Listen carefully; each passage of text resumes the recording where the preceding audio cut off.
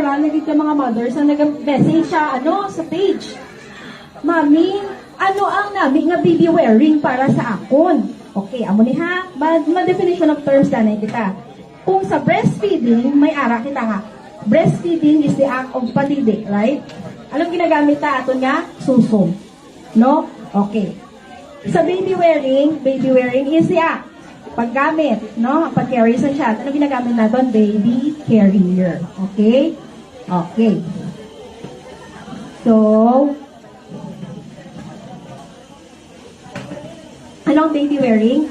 So, baby wearing is the act of carrying our child using a sling or a carrier. So, it is believed na it is as old as the human race. So, kung anong katigulang ng tao, ang man ang katigulang or katugay na nga nag-baby wear ang tao, na kaya ginabilib nila sa una, paano nakasurvive ang mga ninuno nato niya sa una ya kung wala sila sang tool nga ginagamit to carry their children running away from tiger, lion, kung ano pa da ang mga kasapatan sa palibot. So, probably, they have used a tool, siguro made of twigs, or kung naman animal skin, mga muna, just to carry their child. Kaya di ba hunting and gathering stage pa siya.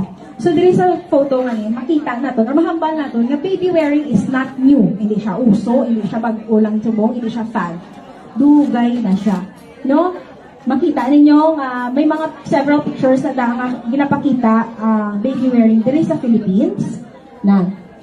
Hindi lang sa Philippines na gali, no? Hindi lang niya nga ang mga Pinoy ang nagagamit sa baby carrier, patadyong, mga malong, hindi. Hindi lang na iyahita, hindi lang madyaw. Kundi, pati mga iban, pati mga nationalities, una pag nga chimpo. Makita man sa ilang coins, nga. Ang sa far right dito, sa upper right, si Badyaw girl na siya, kung madumduman nyo. Ang sa dalong, neighbor, wala na siya. Then, kumbaga, kung everybody can baby wear, no? Kagtugay na siya nga practice.